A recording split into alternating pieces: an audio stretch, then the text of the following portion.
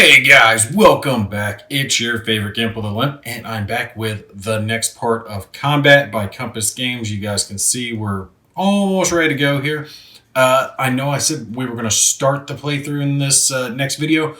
We might, but there is a few other little things that I did want to take and cover as I was going through the setup here and get things ready. A few things were standing out to me. So I want to kind of do the setup here a little slower than I've done with some of the other videos. Make sure we kind of do this right by the books and let you guys see some parts that I might have done off camera with other videos. The cool part is during the series, you guys will be able to put down in the comments any questions. I know that Ross, the gentleman that made the game, is paying attention. He already contacted me, actually by email, which was perfectly fine. You're more than welcome to do so.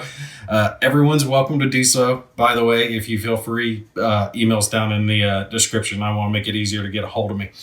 But yeah, he contacted me and did point me in the direction of the living rules, which I did go ahead and read through those, and they made a little bit more sense. And it seemed like the game clicked a little more with me when I was using those versus the rule book that actually came in the box. So that part did help. So I appreciate him doing that. And if you guys have any questions, by all means, put it down in the comments, because I have a feeling he's going to be paying attention. So you might be able to get your questions answered directly from the horse's mouth, which will make things easy. One little addendum that I do have to put as far as components go. Components are good across the board, you know.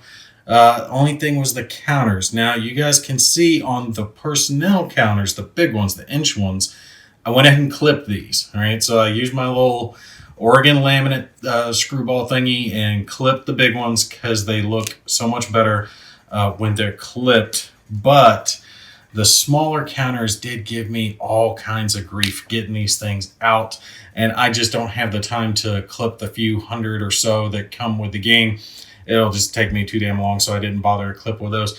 I will say, be very careful. This is a game, not the big counters. I'm talking about the smaller ones, the size specifically.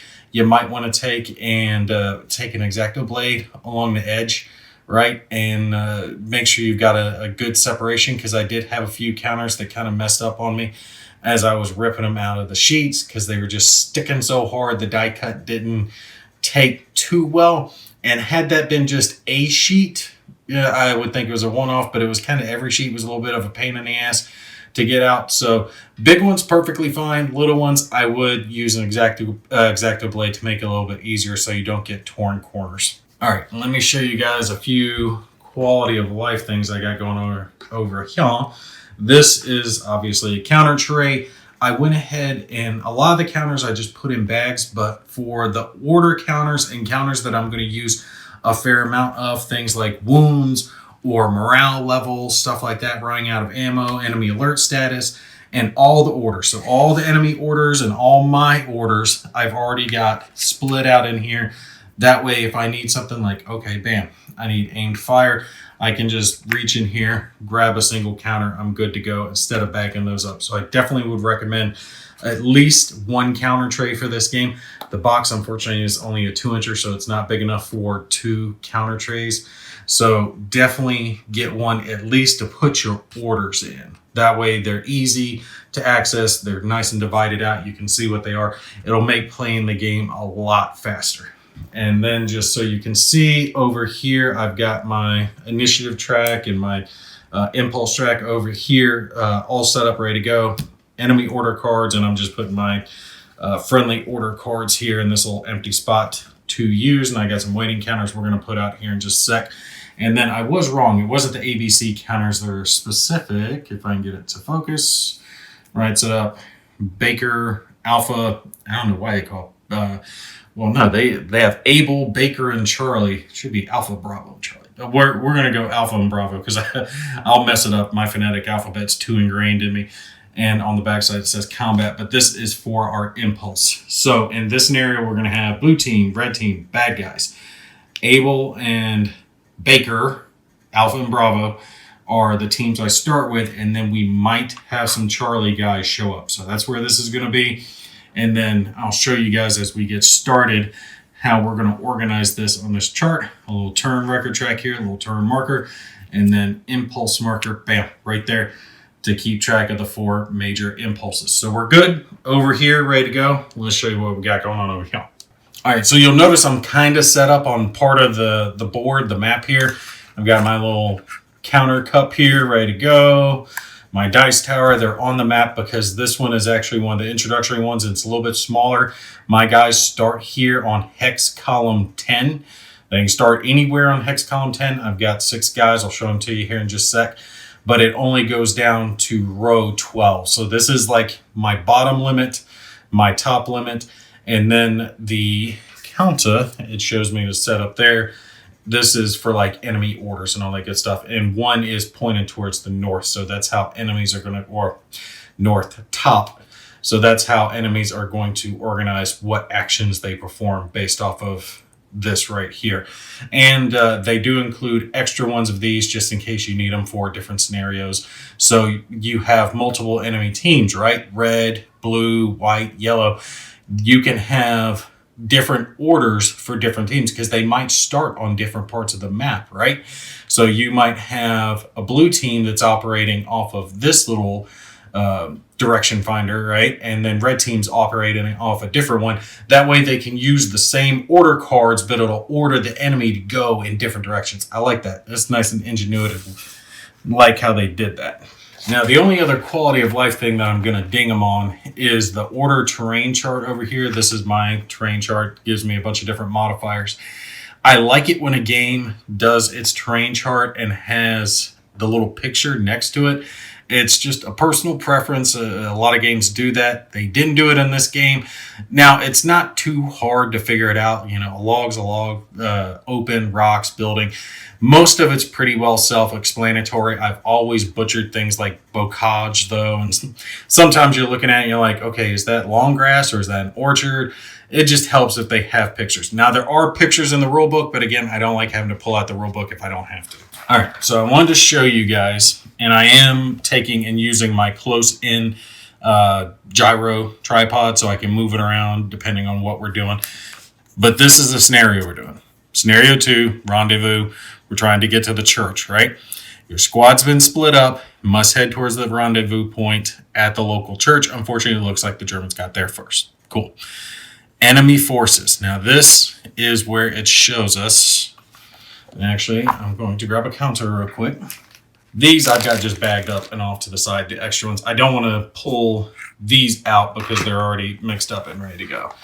But you guys see here, there's a bunch of numbers listed down for blue team, and it tells you how many recruits. There's 1 sniper for each side, and then 3 dummies for each side. The dummies are good. That's where we might potentially get some Charlie team members.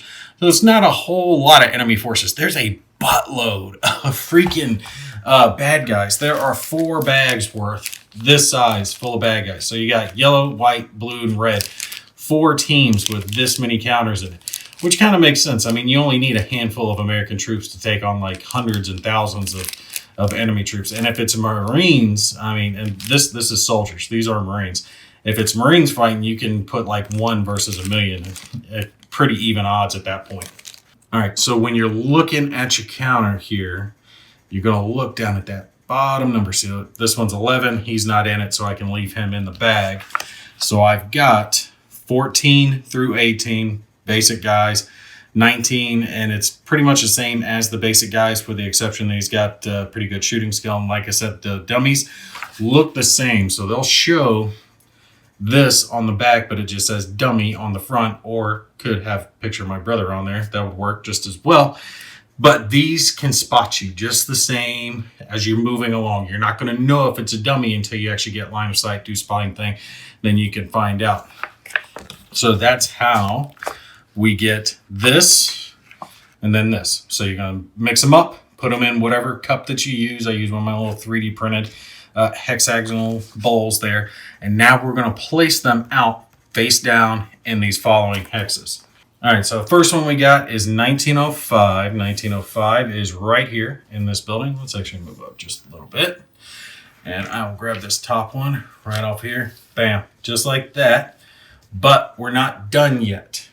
Because to show you guys, there's a few things that you have to pay attention to when it comes into special rules for your different scenarios. Now, for this one, part of the reason I chose it is there's no events, and more often than not, when I'm doing like an example playthrough, I kind of like to leave the events out because it throws a lot of randomization into it, and I like to kind of show the core of the game. Personal preference, but it makes it easier for me for filming purposes.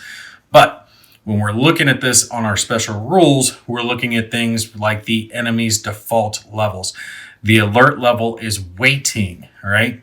The default morale level is normal, enemy or unprepared, and that will come into play a little bit later. We'll kind of touch on it here in just a sec. And friendly morale level is normal. Now, the rules say you can handle this in a couple of different ways. For me, if their morale level is normal, I'm just not going to put a counter on it. If their morale level goes up or down, though, obviously I'll put a counter on it to signify that. When it comes to enemies, whether or not they're alert or waiting, the rulebook again says that you can handle it one of two different ways.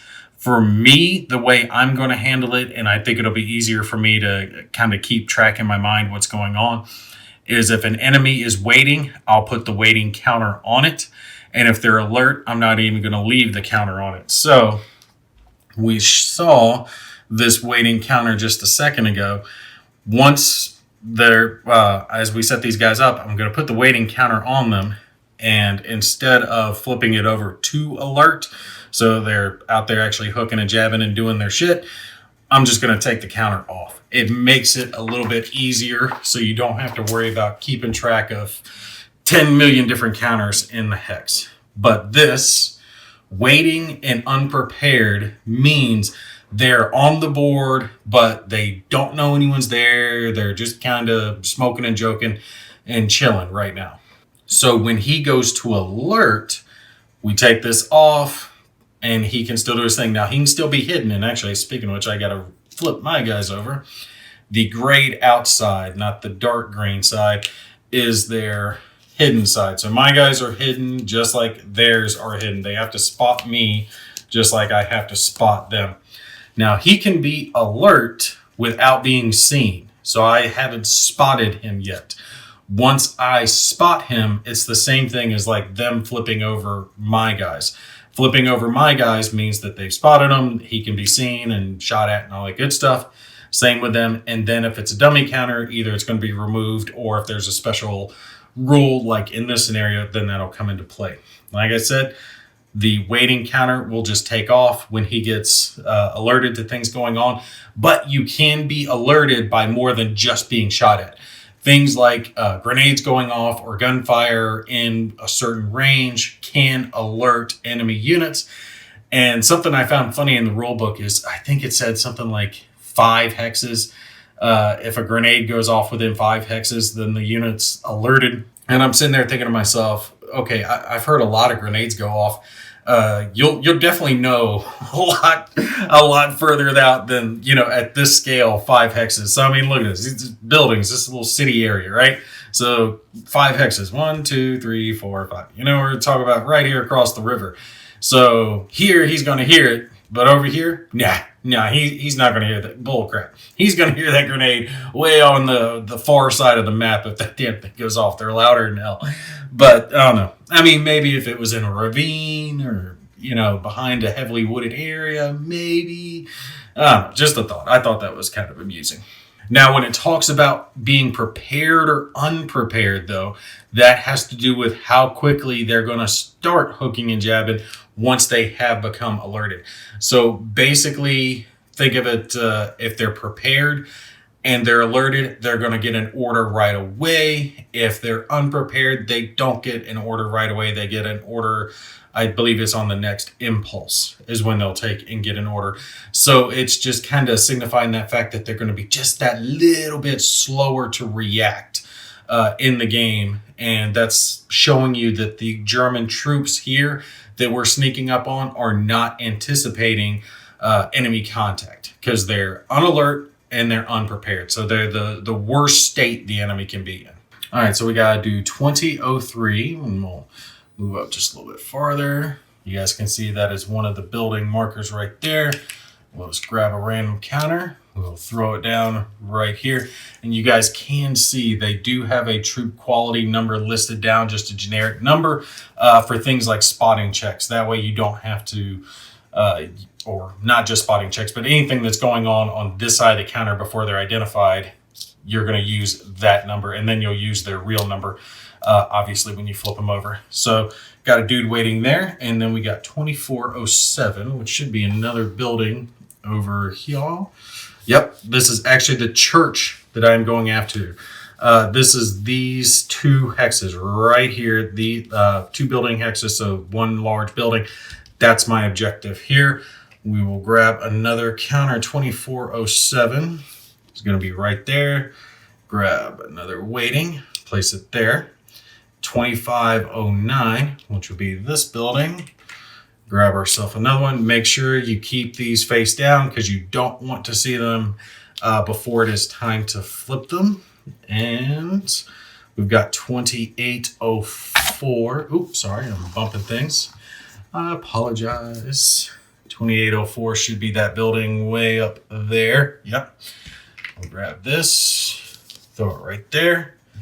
Make sure you shuffle these up really good between the blue and the red so you're not drawing just one faction. They don't get put in separate bowls. They go all in the same cup or bowl, just depending on what you're using. And 2810.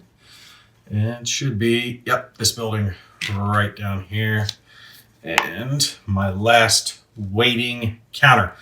Throw that sucker on right there. And yeah, it looks like they're all in buildings. All right, so just to show you guys the neat part, and this is on a couple of different pages, when you flip a counter, enemy counter, and you find it to be a dummy, it's either going to be papers, which is essentially be like German info, crap like that. So special info, you want to try to get back to HQ so they can bomb the enemy better. Bonus points, effectively, victory points. You want to try to get those. And then this is on a D10 roll. Rolls 1 through, let's see how high it goes up to. I think it's 6.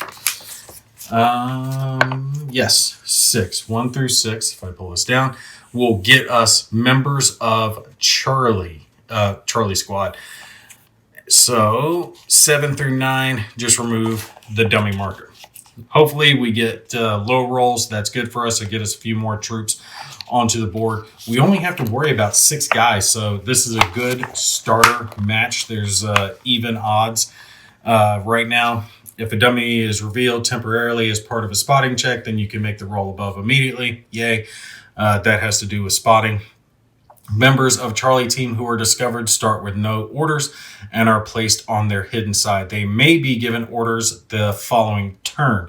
Now, turn is specific. It's not the following impulse. The following turn is at the completion of however many impulses you have left. That's a big deal. I would almost rather that be the following impulse. Once a member of Charlie team has been discovered, then you start using Charlie team initiative values from the current card and initiative counter. So like I said, we're just going to be using Alpha and Bravo up until we find one of these guys, if we find one of these guys. If fired upon, whilst they have no orders, they may duck back at the end of their next impulse that they activate. Duck back just basically means, damn it, they're shooting at me, put my head down. Right? Something anyone's going to do if they're fired on. You guys will see that in game here in just a sec. And when activated, they may still spot. And if they have line of sight to a known enemy character during the spotting step, they may duck back at the end of the impulse. Good stuff. Roll to determine wind direction. Wind's going that way, going up. Place the compass counter. This is what I was talking about, where it shows you what order or what direction to put those counters so you know what direction enemies are going. Now here, this is key because this is actually going to bring in a few more enemy troops or potentially dummy counters, because remember there's 6 dummy counters in that bowl. Now I played a game of Conflict of Heroes one time where I pulled literally every single dummy counter to start the game. Like I think it was something like 7 or 8 dummy counters. Every single one of them was the damn dummy counter to start with. I was starting to lose my mind because my troops are slowly pushing up. It was something like the 3rd or 4th video in the series before an enemy actually got on the board. But you will place these enemies at the start of turn 3. This scenario is only 5 turns, so it's going to be pretty quick. And they will each have a run and gun order. And just so you guys can see what a run and gun order is for the enemy, that right there is it. And you can see the numbers there at the bottom. The number to the side is a weapons modifier, weapon skill modifier. So they're not going to shoot quite as well if they've got that. And a black number means must move. And a red number means may shoot or must shoot. I'll have to check just to confirm that. A blue number means you may do something. So black has to, red has to, black movement, red killing things. So think red, dead.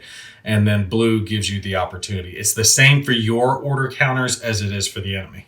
And then, it will have run and gun for them, and they will receive orders normally in the subsequent turns, which you guys will see how they get orders here in just a sec.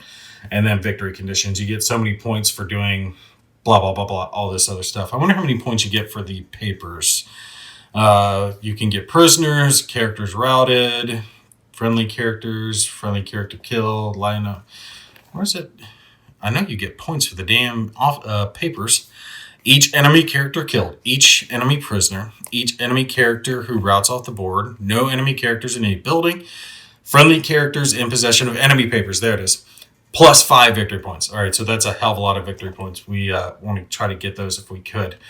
And we want at least 17 points for a good victory. All right, so I got my guys flipped back over, and I'll tell you what. Let's go ahead and draw the cards out because I got a couple minutes left in this video. That way we can see what the initiative is, and we'll go ahead and hit this one little part, and we'll pick right back up with it on the next part with the actual hooking and jabbing. That way we've already got our initiative counters, cards, all that good stuff. Now, I start with -2 cards in this, and if I remember right, the hand of cards count is 3. So that means I start with 1 card. So effectively, I'm only getting 1 card to start, which means my first card is going to be my friendly initiative card. So we will place that there. And this is an order that's going to change things up for my guys during this turn. All friendly characters who are cautious or shaken may only be given hide orders. None of my guys are to start, so it's not really a big deal. Bad initiative, though. 78 and 86 is bad. 14 for Bravo is actually fairly decent. Yeah, they should be going fairly early.